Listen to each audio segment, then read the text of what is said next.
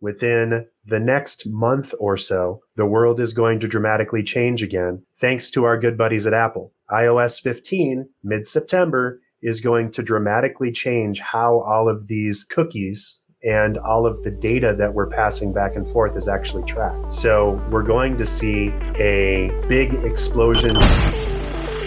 Growing a business requires a holistic approach that extends beyond sales and marketing. This approach needs alignment among people, processes, and technologies. So if you're a business owner, operations, or finance leader looking to learn growth strategies from your peers and competitors, you're tuned into the right podcast. Welcome to the WBS Podcast, where scalable growth using business systems is our number one priority. Now, here is your host, Sam Gupta. Hey everyone, welcome back to another episode of the WBS Podcast. I'm Sam Gupta, your host and principal consultant at digital transformation consulting firm Elevate IQ. Most people think of personalization strategies as the thank you note written on the post-purchase card sent to the customer or a thank you video from the CEO. But personalization goes deeper when it comes to e-commerce. The personalized experience could include the products that are shown to the non-logged in user based on their location or IP address. It could also include reminding users about a battery pack if the product box does not include that. In today's episode, we invited a panel of cross-functional experts for a live interview on LinkedIn who brings significant expertise to discuss personalization strategies. We covered many grounds in this episode, including why personalization matters and different features related to personalization. Finally, we discussed tools and technologies available to enable personalization and how intent data could help boost the personalized experience for your customers. With that, let's get to the conversation. Hello, welcome everyone. Today we have a very exciting topic for you, and that is going to be personalization strategies. When we talk about data, when we talk about analytics, especially as it relates to e-commerce, the personalization is going to be super powerful. And we have a very exciting panel that is going to share their experiences and strategies that they have seen while working with their customers. First, we will start with the intros. Steve, would you like to introduce yourself? Sure. Thank you, Sam, and happy to be here with Chris and Dave. Excited to have this conversation. My name is Steve Rice. I'm the president of .com Jungle, and we help companies make and implement wise technology choices, and that often has to do with building and developing websites, integrating them with their systems, and we're often sitting with the marketing team asking these questions about personalization. How do we optimize the human experience, both for the people that work for the company and for the people who are buying from the company? Amazing. And Steve, personalization strategies in the B2C world are going to be super critical because it's much more difficult to excite the consumers than in the B2B world, because at least in the B2B world, you can make phone calls. In the B2C world, you don't really have that option. So thank you so much for being here. Your experiences are going to be super beneficial for today's panel. Chris, would you like to introduce yourself next?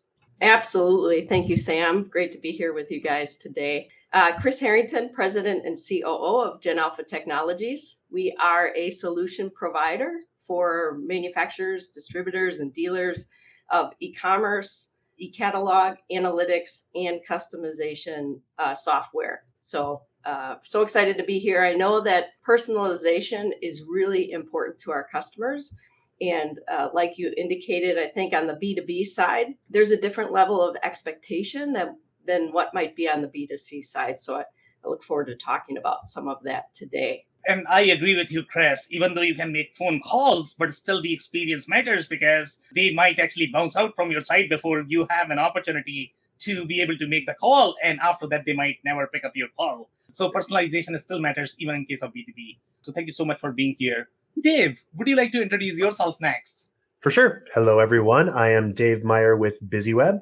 We are a growth marketing agency that focuses on manufacturing and driving leads to our B2B clients by giving them the traffic that they need and helping them automate and, yes, personalize that content so that it hits home and helps folks to convert. So thanks very much for having me, Sam, and super excited to be here. Yeah, from your experience, Dave, I think when people think about marketing automation, they are typically thinking that, you know what, the experience is not going to be as personalized.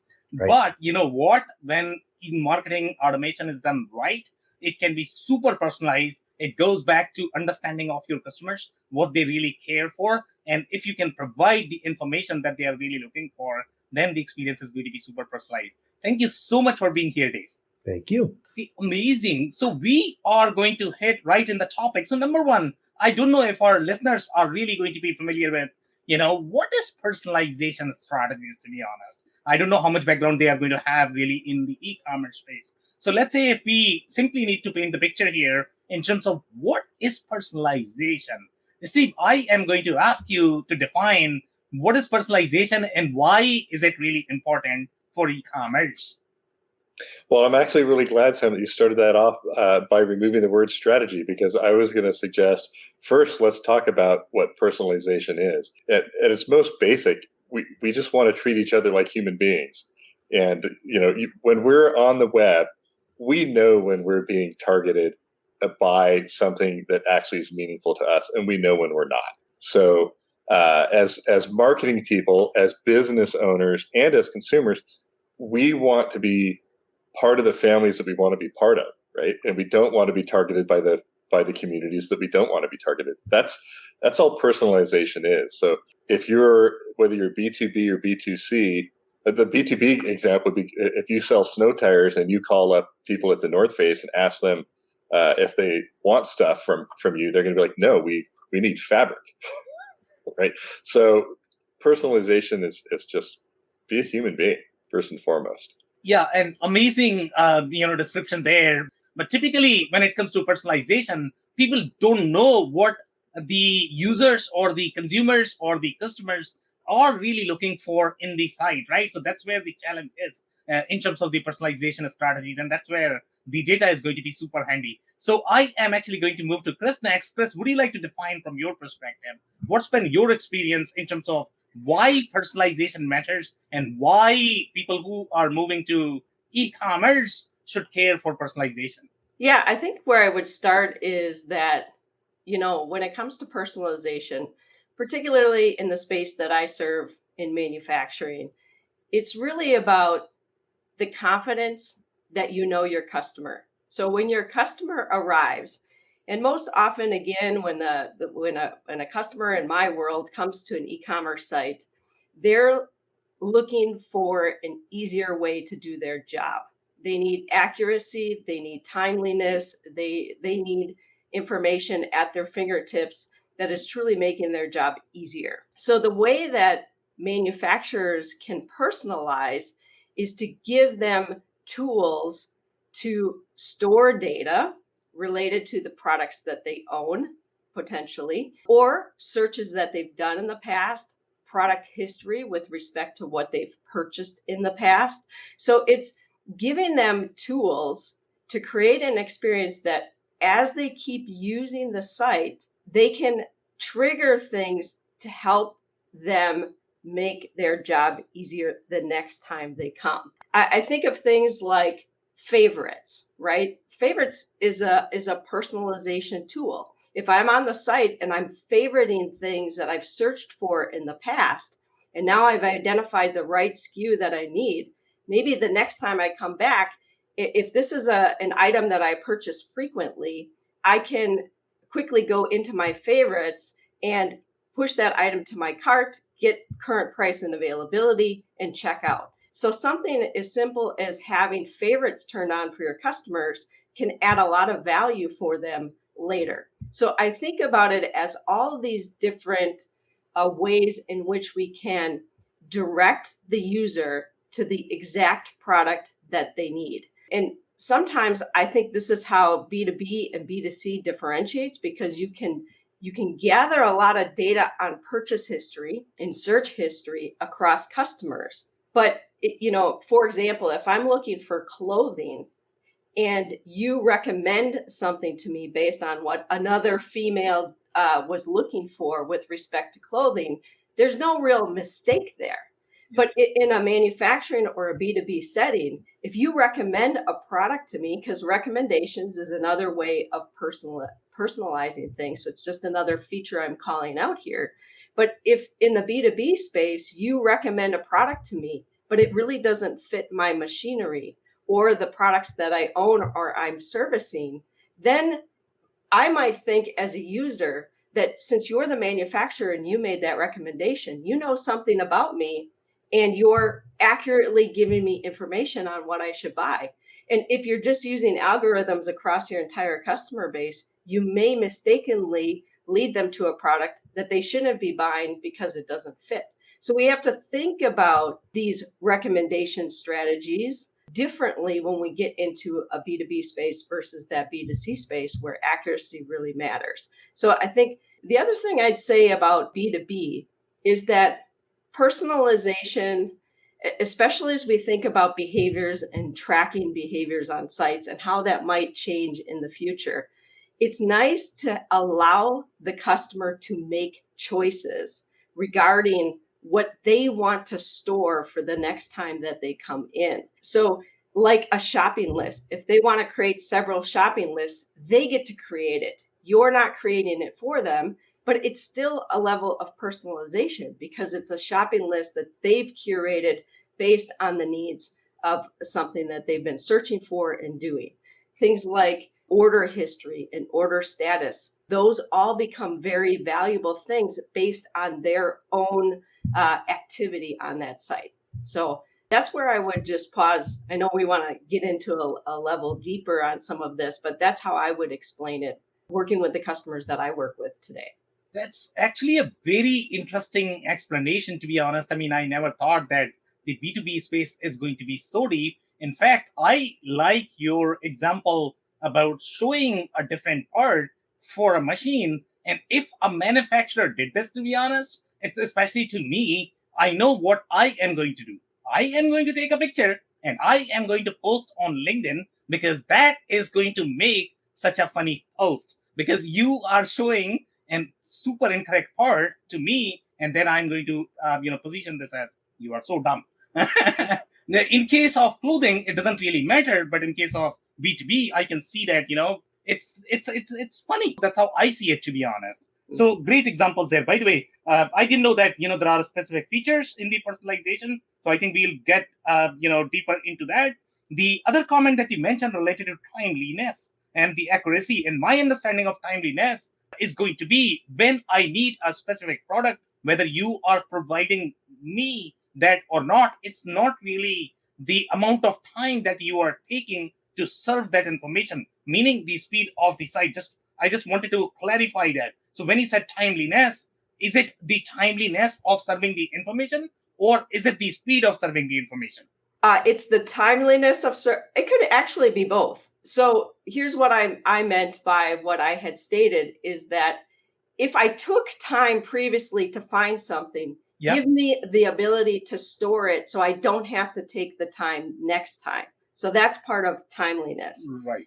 Okay. But if we go a little bit deeper with respect to, again, manufacturers of equipment, if there is some sensor on that equipment that is telling that company that there's a failure or some predictive maintenance level, that could be a timely announcement when the user logs in that says a repair is needed. Oh, here, by the way, here are the products that you need for that repair. So there's a different level of timeliness, but I wasn't necessarily talking about the speed of the site.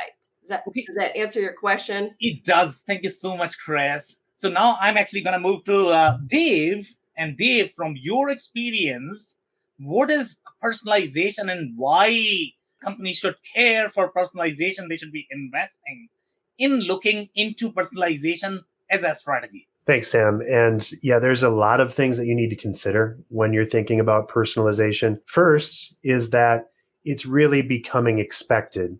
People are becoming very sophisticated in their browsing, and we all experience and we all understand when someone is spamming us, aka they're just sending out messaging without any regard to who we are and what we do.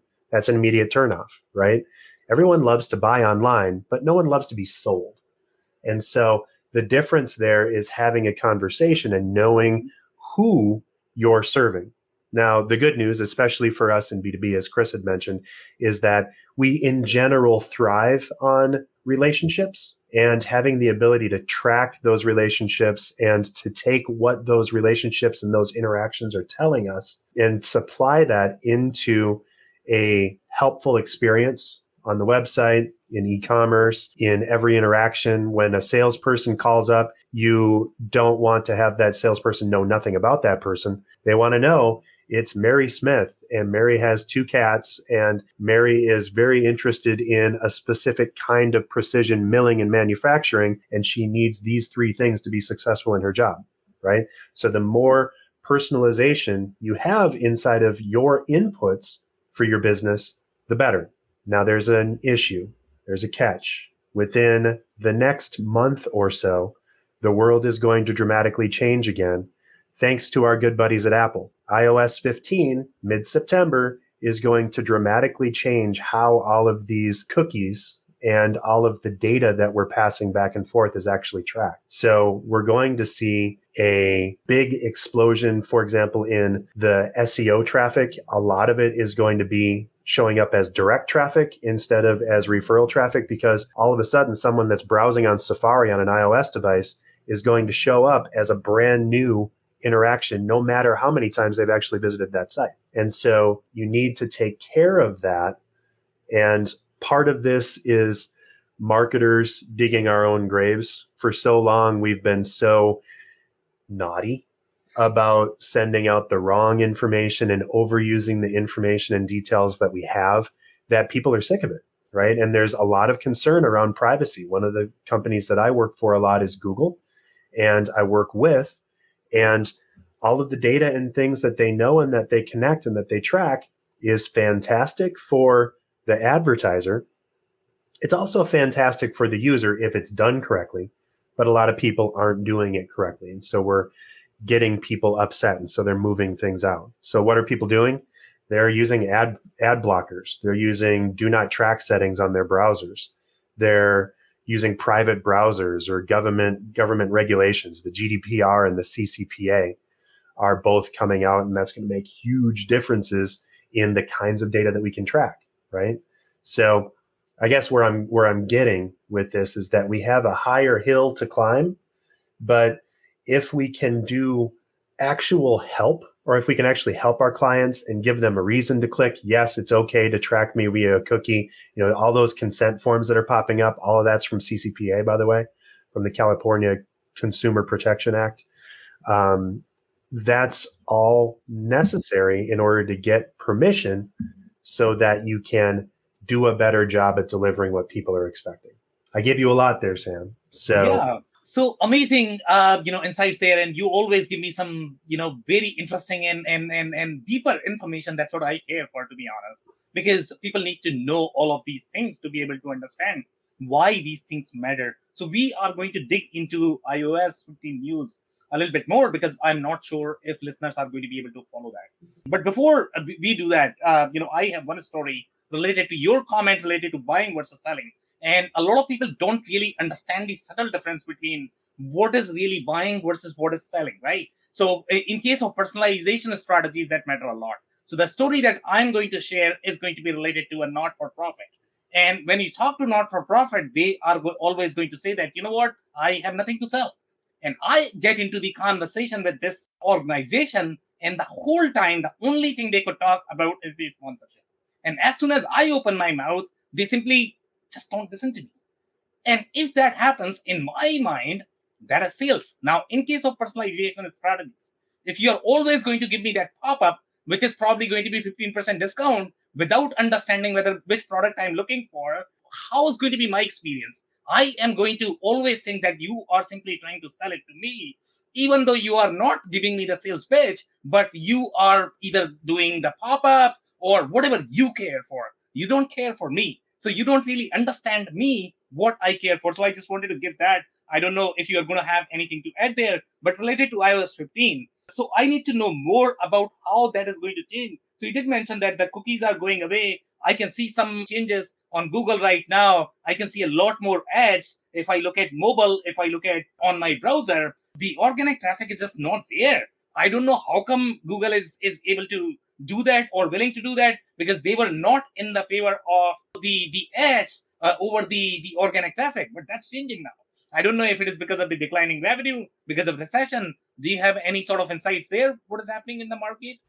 In general, I think what the big organizations like Google and a lot of B2B and folks that are focused on relationships are going to focus on is truly that, making sure that they're delivering actual value. So I think you hit on a key point here. Personalization only feels good if it's actually being used. If I'm tracking all kinds of information about a client, but then I keep giving them the same, hey, welcome to our website, new user, right? And if I don't know any of that stuff about the people that are most important to me, then I can't deliver anything. So what does Google focus on for example? Well, they're focusing on Google Workspace. They're focusing on all of the tools and making sure that, Google Docs and Google Sheets and all of those things are so useful that you're willing to be logged in as a Google user at all times in order to get access to those tools, right? Brilliant, because then you know what people are doing and you can give them more of what they're looking for. So backing up a couple of steps, the way that I'm moving towards building websites for my clients is to make this process completely transparent. So inside of HubSpot, when you build websites inside of HubSpot CMS, for example, if I have a relationship with the customer, if they've given me some information and I can track that information, and again, do not track and all that stuff is going to throw a couple of wrenches into this, but you can still get people to log into your website and then you can give them what they want. As soon as you're logged into my website, I can make a completely custom website for you based on what I know. And that is so much easier to use. It's so much more rewarding, and it's so much more respectful of the relationship between a vendor or a website and its user. And that's what's going to make the big difference. And it's really where we're going to have to overcorrect into. We're going to have to be super, super useful in order to get over all of these hurdles that we're seeing with not being able to collect as much data on the fly about people. Okay, amazing insights there. So, Steve, I'm actually going to move to you next. And I know that Chris had spoken about one of the features related to personalization, and that was recommendation. And I wasn't even sure that there are specific features that actually matter in case of personalization. So, what other features our listeners should know related to personalization other than recommendation? Well, if you don't mind, I'm going to back up and actually talk about customer experience again. Please. Because what we need to remember is that the big guns like Google and Facebook and Apple, they want to provide a really good customer experience, just like we do, right? We sometimes lose sight of that as business people because we think a good customer experience can be measured by a sale, right? And so that drives a bunch of this sort of negative response activity that happens on the web to all of us. And so we also have to remember that many of the changes that are happening to the world right now that Dave's talking about are policy driven. They're coming out of the EU, they're coming out of the government agencies, and they're coming out of the state of California, and that those are in turn driven by consumers who are unhappy, and especially people who are unhappy that get their personal information stolen or hacked in some way. That drives it too. So if you remember all that, you have to come back to the one issue that we all have as, brand advocates or, business owners, is that our job, what we want to do is unify our customers' experience of our brand across all the platforms and channels they're going to see it in. When you're talking about personalization, you're really talking about that, I think, as a strategy. So if they're going to get you can't right now, you can't personalize a billboard. In the really cool space movies with Tom, what's his name? you can walk by a billboard and it'll sell to you. That's personalization strategy. So as these changes take effect and we're less able to track people personally across the web, we're going to need to remember that there are people who hang out in places, and that a kayaker hangs out in kayak places and a rock climber hangs out in rock climber places. And the personalization strategies, I think, are going to become more community based. And it will be one thing to track them intently the way Dave's talking about. And he's right on about that personalized website stuff, because if a musician friend knows that I play guitar and I don't play bass, and I'm never going to buy a studio equipment, then they're going to show me better stuff. So as far as like if you talk about what you specifically asked me, are there other tools like that? Where I'm getting at by backing up is coming back into these features and saying those are the features that we need to start thinking about. We need to leapfrog the features that we have right now, because giving somebody other people thought about buying this thing really isn't that convenient. Okay, some amazing insights there. Thank you so much, Steve. Chris, what are your thoughts in terms of the features? I know you had recommended or recommendation as a feature. What other features do you think? I'm pretty sure you have some sort of development roadmap in your tool where you have to do feature number 1, feature number 2, feature number 3. So what are those features that are going to be related to personalization? Yeah, it's so interesting because when we were going to talk about this today, I went back to our tool and I started just making a list of all the things that I think bring a level of personalization to users. And I would start first with a non-logged in user, right? Okay. Because we have users who come to a website, we call them anonymous users, right? Yep. At that point, they're not logged in, but there usually is some element of information that we have about them. And the thing that we encourage our customers to use, our manufacturing customers who have global operations, is to use the IP address to make sure that we're delivering to them a language in the country where they are. So it's defaulting to the language, it's defaulting to a currency, and it can even default to products that are sold within that region. Yep. Because we have customers who have multiple divisions around the world, and some products are only sold out of Europe to European customers, and you wouldn't want to show them your North American products in that scenario.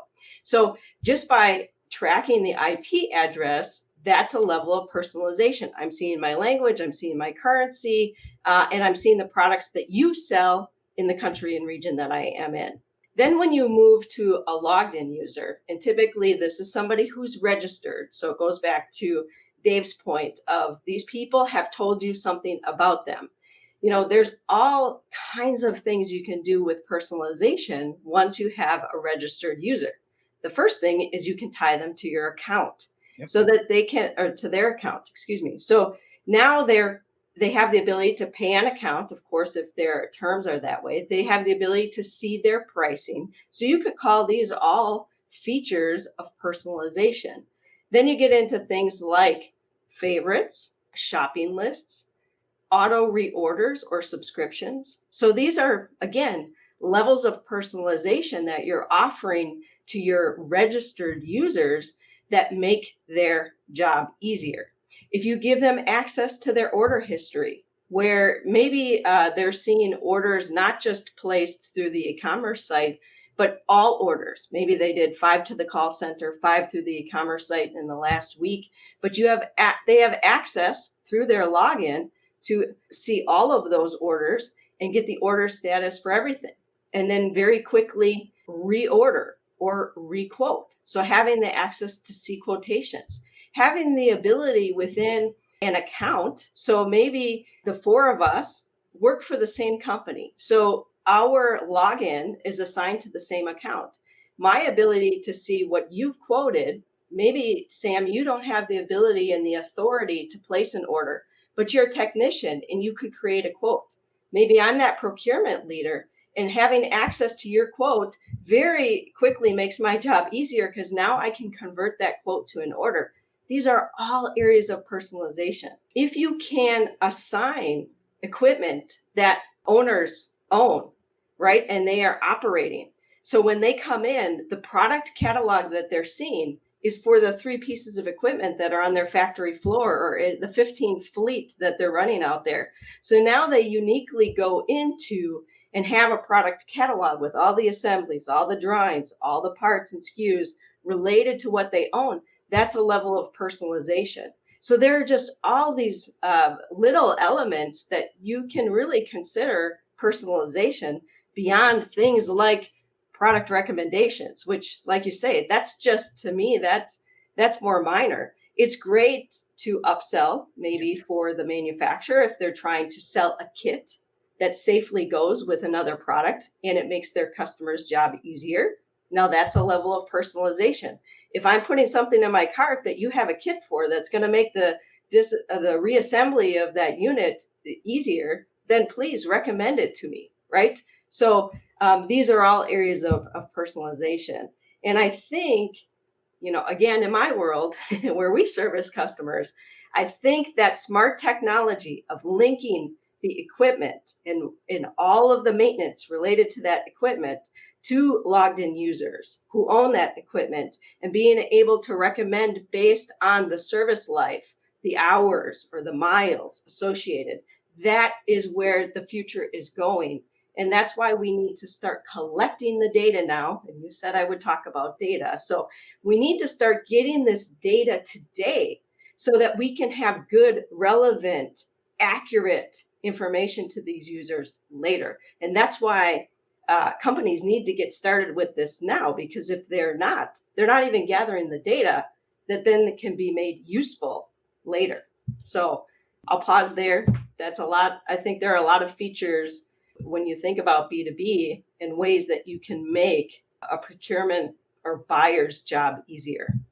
And love these insights. And by the way, I mean, there is always this notion that when you talk about personalization, people are always thinking that, you know what, you need to get their credit cards right away. And in my mind, that is actually sales. Okay, that is not personalization. So the subtle differences that you actually pointed out, for example, the non-logged in users.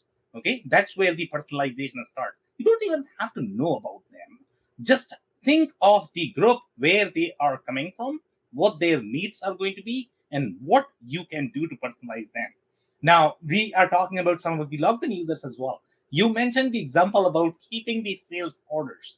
Okay, the personalization is going to be in the form of whether you are making their life hell or whether you are making their life easy. And one of the ways of making their life easy is going to be, along with the sales order, maybe you can probably order the store the invoices as well in their account. We all have tendency to lose receipts. And, if we want to find out, okay, where can I download my receipt right now? Okay, I can count on Jan Alpha. Okay, let me log in, let me download this receipt. And I can tell you this, best. People are going to thank you for storing that, because that makes my life easy. So personalization is far deeper overall when you look at the data, the way people behave, what they really care for, what their core challenges are on a daily basis. You don't have to bring AI and recommendation engine to be able to provide the personalized experience. These are the tiny things that matter for the personalization experience. Thank you so much for bringing that aside. So Dave, I would also add, just to your comment on the invoices, the ability to pay an invoice is a personalization, right? If I'm there and I'm checking my invoice anyway, give me the ability to pay it right there. So another level of personalization. Again, because you are making their life easy, I think, if you think in that direction, then people are going to appreciate it. Thank you so much, Chris, for that. So Dave, I'm actually going to move to you. Do you think there are any other features that you have seen that might be missing from the personalization perspective? One of the things that we've danced around a little bit, but haven't directly impacted, because I think we're focusing on the customer-facing side, the website side on this for much of what we've talked about, is you do need to have good business systems around all of these things, right? You only know about a customer and what their prospects are and what the orders they've made are if you have good ERP and if you've been keeping that up. So data integrity, making sure that your team keeps up. In my world, in CRM, for example, if you're managing that relationship with the customer, a salesperson has a conversation with someone, you need to make sure that data is logged. And then you can automate some of those interactions. They can automatically go into a workflow that'll automatically send them more information or follow up a week after they've completed the order to say, how did it go? Or here's the installation tips on something, right? So having that business data and being able to use it in a helpful way. A lot of people or a lot of businesses, especially in the small to mid cap range, have trouble with this because not everybody has money for like a NetSuite or an SAP to make all of these massive things come in. And, sometimes my nose bleeds a little bit when I even think about the licensing on SAP alone, right? It's huge, but it's also hugely necessary. Now, there are less expensive options, more cost effective, and the technology is getting so good that it's mostly about finding a good partner that can recommend what each of these businesses need in order to fit in with what they're doing. But the more information that you have, the better you can interact and connect with the people that matter most. So then you get into the space of, well, what do we do now? Right? So we've also, we know as much as we can about our people, but then you have to know who that customer is and build personas and build the kinds of next steps that each customer is going to have. And you need to build business cases around each of those. So in Chris's example, for a customer that we know just bought a specific kind of product, they're going to need the installation instructions. They are going to need related products or materials. And we know that generally there are wear parts on things after they order it. So 6 months later, we should be sending them a reminder that just says, you're probably going to need to reorder these bearings or this thing or whatever, right? So the more data we can get and the more thinking we can do on the back end on our business systems and make that all work for our customer, the better off we're going to be. The trick is it's not easy to do, especially if you're a small shop or if you're trying to really do as much as possible on a minimum budget. So you just, some of this stuff you really do need to spend and invest in order to truly answer the needs of the customer. And for some businesses, for very, very small businesses, it might not ever make sense, right? But for a mid-cap or even a large small business, the opportunity to make additional sales or to keep their customers 6 months longer would be all the difference that they need in order to justify the extra expense of improving the customer experience through personalization. Yeah, and Dave, I think you bring some very, very important point about overall integrated experience in terms of integrating, some of these systems. And obviously, for the larger customers, that is going to be feasible. For some of the smaller businesses, it may not be feasible. My experience with these things is obviously you can go very heavy in terms of features. You can provide anything and everything that you like. You can provide the most personalized experience possible. But if you have a feature that is actually going to provide the incorrect information, for example, let's say if you talk about sales order or invoice, okay, you may have all the features in the world, but just for one reason, if you are going to show the incorrect amount on my invoice or sales order, here's what I'm going to do. I'm done with you. I'm not doing business with you because I just cannot trust, even if it could be a minor mistake. So this integration, do it only when you can afford to do it in a financially sensible manner, and then you can really afford to have all of those integrations. Yeah, I love what you're saying. There are two additional things as we're all talking here that I started to think about with personalization and some features. Chat, chat is potentially a great personalization if you have a customer who's struggling and you're manning from multiple countries in the different languages where people are. So you're really supporting them in the language in which they're doing business and offering them help. That's a level of personalization. Something that I also thought of was emails that get triggered from your e-commerce site, like a welcome email after you register, right? That's a beautiful way to personalize. You're establishing a relationship with somebody. A confirmation email after you've placed your order. So I know in my email that I've got a copy that you got my email, and hopefully it matches an order number inside the ERP system, right? A confirmation of delivery email. So if you've delivered my goods, maybe I'm not in the store to be able to see that, but if you send me an auto email that my parts or my products just delivered, awesome. That's a level of personalization, right? So we can start to abandon cart emails. You could do some personalization. It's a way to talk one-on-one.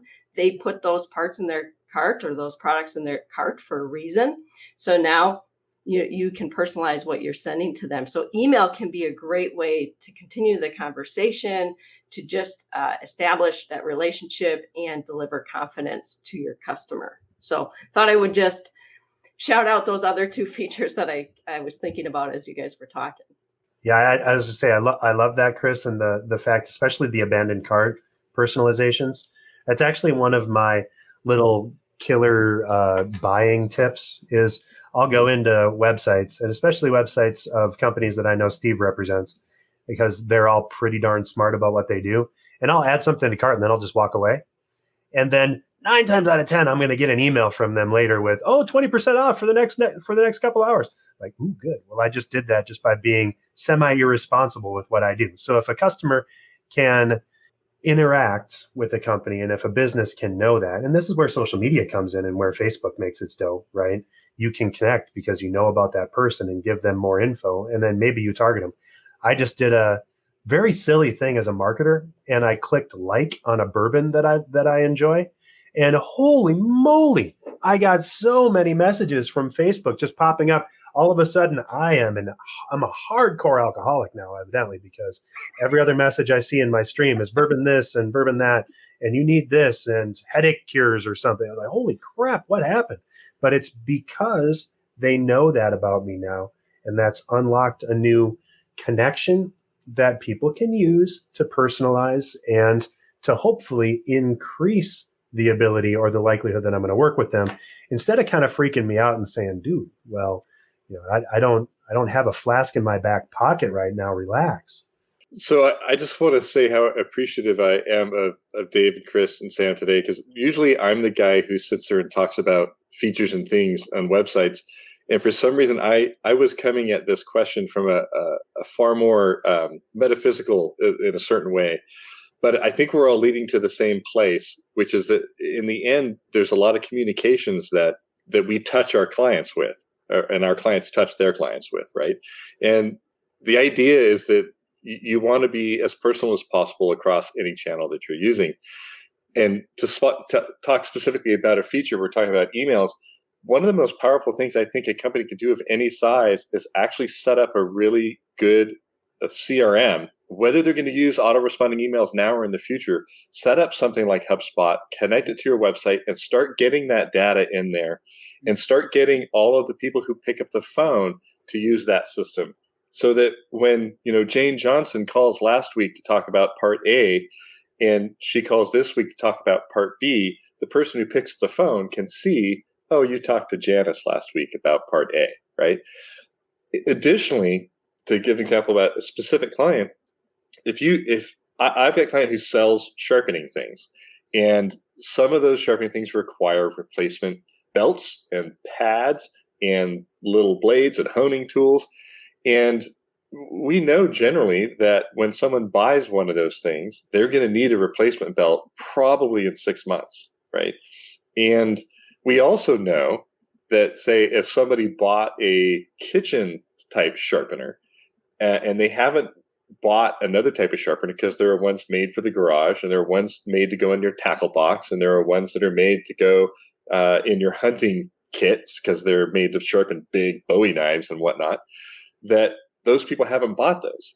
And if we have a CRM that's collecting information about them, and we know that they've gone to the Bowie knife sharpener tool, but they only bought the kitchen one for their wife or spouse or something, then we can make, to get tactical about it, you can make a list in the back end of these tools, whether it's HubSpot or somebody else, that says, here's all the people that bought the kitchen tool, and here's all the people that bought these other things, and here's the kitchen people who also bought a replacement belt in the last 6 months. So now I can actually take the replacement belt buyers subtract them from the people who didn't buy a bit replacement belt, and every 6 months I can send them an email saying, "Hey, John, I know you bought the E5 a year ago, and you haven't bought any replacement belts. Just wanted to check in." And part of the personalization there too, I think, should include an actual human being, their picture, who's a salesperson that's their personal contact. And I know I've done this probably most episodes going back for the last 6 months. Look at what Sweetwater.com does. They do this exact same thing, and I get a really nice email from Jeff Law. Hi, Jeff. He checks in with me, and I know it's an automated email, but I also get a phone call. Sometimes I get those emails, and I call him because I'm like, "Yeah, I was thinking about this power supply. What do you think?" That's the power of a CRM, automation, and something like HubSpot that I'll say I think Dave's an expert at HubSpot, so you should talk to him about it. Thanks, Steve. Yeah, so I could not agree more, Steve. And in fact, I think people have this tendency to think that, if it is going to be automated email, then I'm probably going to hate it. It's not always true. If I need something, if I need to buy something today, and if I get an automated email, I don't care whether it is coming personally from the salesperson or it is coming as the automated email. I need this. I need to buy this. It is in front of me. I'm going to buy it because I have coupons sitting in front of me. And that's why I'm utilizing it. So again, I think, people go sort of they nitpick with respect to automated versus the personalized experience, but it is more to it in terms of, okay, reach out to people when they really need. And I like your example, Steve, the way you mentioned that, figure out your campaigns, the way you are going to design your campaigns, it's going to be based on need because you can predict this need based on the past behavior of similar groups that they have that people may have bought. Now, you may be able to predict for, let's say, 80% of your audience, and you might be wrong in 20%. That's okay because you are saving a lot of manual effort there. If you had to send every single email personally written to every single person, then you are looking at what? I don't know, maybe 2 months of time from a person that's going to be probably $20,000. Is it worth to send those emails? So again, I think the way we think about the automation, we need to change the thinking, and personalization is slightly deeper in my experience. It's simply this, because I think all of us have dealt with this where a customer says, "Well, I don't want to bother my clients too much, my customers too much," right? And that's a valid thing, right?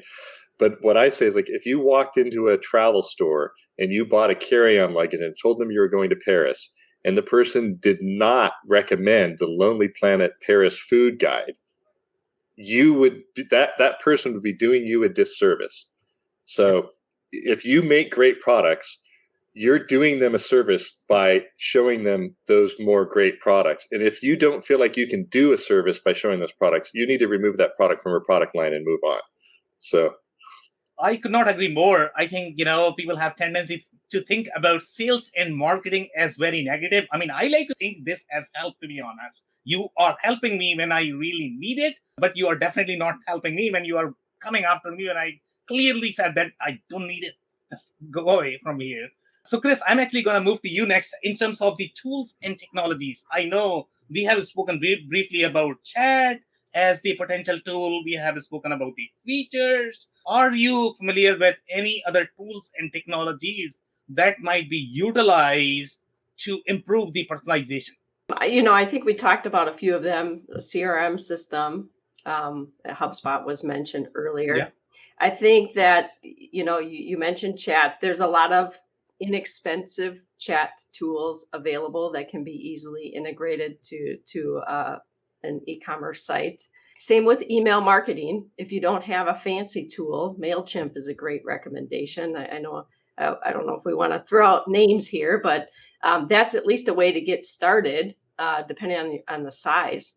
I think the vendor that you work with and the e-commerce platform that you decide upon, they're going to offer you good recommendations if you don't have some of these systems in place already. So I think it really behooves you to identify your own requirements. What are you trying to achieve? Evaluate your vendors, and then talk about personalization and look at which features that we've all talked about here do you think you could implement, or maybe the the vendor is going to have them as part of their solution, and all they have to do is be configured on. And then if you're missing a component that is a back-end integration, ask them for their recommendation, because often they're going to share with you where they have had integrations in the past. They can share with you customer stories. But I really think we addressed all of the different tools in our conversation. And without calling them out specifically, your vendor is really going to have some great information for you. Okay, amazing insights there, Chris. So, Dave, I'm actually going to move to you in terms of the tools and technologies. And one of the tools that I am going to highlight is really going to be intent data. And I don't know if you are seeing intent data being used to improve the customer experience, the personalization experience. Have you seen any other tools or technologies that may be upcoming to improve the experience? It could be the plugins on top of HubSpot, or any other tools and technologies that our listeners should be familiar with. So what's really fun about intent data is you can set up your intent data however you want to collect it. And so, for example, on my side, HubSpot is the tool that we use. We're platinum providers with them, and we're like one of the few that actually get to train other businesses on HubSpot's behalf. There's only 12 of us in the world that do this. So we get to really dig in. And one of the cool parts about that is I can set, okay, for anyone that visits my website 3 times in a month, anyone that downloads a form, anyone that hits me on a social network, anyone that does a search of a specific kind, I'm going to log those people as a particular persona. And I know that those personas need this information to be successful. So it can be a marketing transaction where I'm giving them more of what they're looking for. It can be a service transaction where I know if they hit the support page and then they're looking at a specific kind of product or service and trying to find more information about that, I can have my customer service rep reach out to them. Or even on the sales side, if I'm visiting specific pages and giving certain sales signals, I can actually rank those people as far as their lead score. And anybody that's a lead score of 65 or higher, they're going to get a call that very day from my sales team, right? So all of this is possible. Awesomely, it's all possible inside of HubSpot, but for whatever tool you choose, and we talked earlier about what kind of vendor are you going to choose and who are you going to work with. The key thing is to note that you need to have a good partner in these spaces and that you need to give it time. I get a question or a concern from a client and they're like, okay, we need to do this. I need to have a personalization strategy in. It is August 16th or it's August 19th today, and I need this by September 14th, right? It's not going to happen. This stuff requires a lot of navel gazing. It requires a lot of data cataloging and tracking. It requires workflows. It requires months of really in-depth work to get it to where it needs to go. Now, for some small businesses, it's not going to be worth that lever, or you're not going to be able to wait for that long. AI is starting to come up and help us with some of that, but you're not going to be able to get over the hump that you do need to invest in both time and some sort of a great tool or suite of tools to get you what you need. And so that's my big caution to everyone in this. There is no easy solution on any of these things. You actually need to work with people that know their bones on any of this stuff. So if you don't have a good partner, there's a lot of places to find partners. Of course, you should be listening to WBS Rocks and all of the great people that you interview on a regular basis, Sam. But the key thing is find someone that can speak to you for your needs without necessarily just pushing a thing. If I was a Salesforce rep, I'd probably be talking about Salesforce. I happen to work in HubSpot, so I'm talking about HubSpot. Yep. You need to be able to trust that whatever tool you can deliver or that you're getting recommended is going to be the right one for you. Okay, love it. Thank you so much, Dave. Okay, so we are going to do closing advice. I am going to start with Chris. Chris, what is your closing advice when it comes to personalization? I'm pretty sure it's going to be related to data because today is the day for data. Yes. Yeah, I would say that my closing advice would be that personalization is under an evolution. This is early. Some of the things that we're doing Yes, we've been doing for a while. Some are new. It continues to change. But I think I would suggest you get started with e-commerce so you can start gathering the data. Any good solution provider is going to allow you to do that. So you're going to start capturing data, and it needs time, just like Dave mentioned. Over time, as personalization continues to evolve and we have new tools, you're going to want to run the algorithms against the data to be able to use it in a proper way, again, for accuracy for your clients. And that's what I say is that many companies we talk to are just missing out because they're not even gathering the data yet. So we have to get started so at least the data gathering can start. And then a good solution provider is going to keep adding personalization to their product, and you're going to benefit from it. I completely agree. I think data gathering is super important. If you don't have that, I don't know how you can analyze the customer behavior. So thank you so much for that. Steve, what is your closing advice? I think I'm going to say, like, in my experience, we're going to use HubSpot as a metaphor for all the other tools. But if most companies in, say, the $10 to $70 million range surprisingly don't have an agency like Dave's working for them. And what they tend to do is they hire somebody who maybe has some CRM experience, and then they send them through the HubSpot training. And it's an effective way to create somebody who's a technician, but it's not an effective way to create somebody who actually understands the architecture and capabilities of the tool. And so my recommendation is if you're one of those people and you keep hiring people and you're not getting the success you need, what you're missing is you're missing someone like Dave who can architect it and set it up and maximize all the opportunities that are in there. And in so doing, teach that technician how to monitor it and maximize it themselves. That's how you're going to really make it sing. And you might need some technology people in the background too, but you can't just hire somebody and have them go through the Salesforce or CRM, Sugar or HubSpot to go through their little videos and then become an expert. It's not how it works. So get the really professional help you need. If you're at that level, you can afford it, and it will pay for itself. Yeah, I completely agree. I mean, you should not be investing in personalization strategies when you cannot really afford it. I mean, as Dave pointed out, that this is probably going to be a journey. So when you are at a place when you can afford to invest in personalization strategies, then hire a professional as opposed to simply wasting your money in something that is not going to do any good for you. So thank you so much for that. Yeah, that technician's going to cost you $60K a year probably, and you're not going to get what you'd get out of them. Exactly. That you need, right? So better place for that money to be spent initially. Thank you so much, Steve. Dave, what is your closing advice? First, checks in the mail, Steve. Thank you very much for that one. The big thing that everyone should realize is, yes, data is getting more difficult. There's a lot of new things happening that are going to change the outlook and the way that we're able to collect data and information in order to personalize.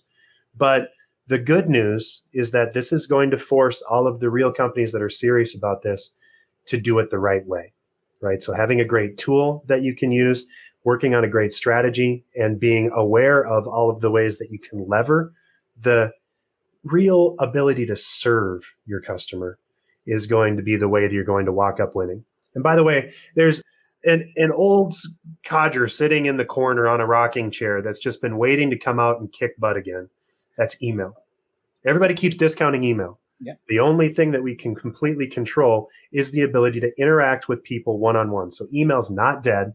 Yeah. It's just, and by the way that all the things are going away, and the facts that we're not able to track cookies anymore, and we're not able to do a lot of the fun things that we were able to do through social, email is coming back as an important interaction strategy with a whole new fervor. So every time you think that a dead technology is dead, it's going to come back. And email is one of those things that's just never, ever going to die. So find a great partner. Make sure that you subscribe to WBS Rocks. And thanks, everybody, for the fantastic conversation. This was really fun. Okay. Thank you so much, guys, for your time and insights. Thanks, Sam. Bye-bye. See you, everybody. I cannot thank our guests enough for coming on the show, for sharing their knowledge and journey. I always pick up learnings from our guests, and hopefully you learned something new today. If you want to learn more about Steve Rice, head over to dotcomjungle.com. It's dotcomjungle.com. If you want to learn more about Chris Harrington, head over to genalpha.com. It's genalpha.com. If you want to learn more about Dave Meyer, head over to buzzyweb.com. It's bizzyweb.com. Links and more information will also be available in the show notes. If anything in this podcast resonated with you and your business, you might want to check other related episodes, including the interview with Ronnie Teja, who discusses the upsell and cross-sell strategies for e-commerce merchants and how you might be able to increase the average order value for your customers. Also, the interview with Dave Meyer from Busy Web, who describes how marketing automation works and why that is important to understand customer journeys. Also, don't forget to subscribe and spread the word among folks with similar backgrounds. If you have any questions or comments about the show, please review and rate us on your favorite podcasting platform or DM me on any social channels. I'll try my best to respond personally and make sure you get help. Thank you, and I hope to catch you on the next episode of the WBS podcast. Thank you for listening to another episode of the WBS podcast. Be sure to subscribe on your favorite podcasting platform so you never miss an episode. For more information on growth strategies for SMBs using ERP and digital transformation, check out our community at WBS.rocks. We'll see you next time.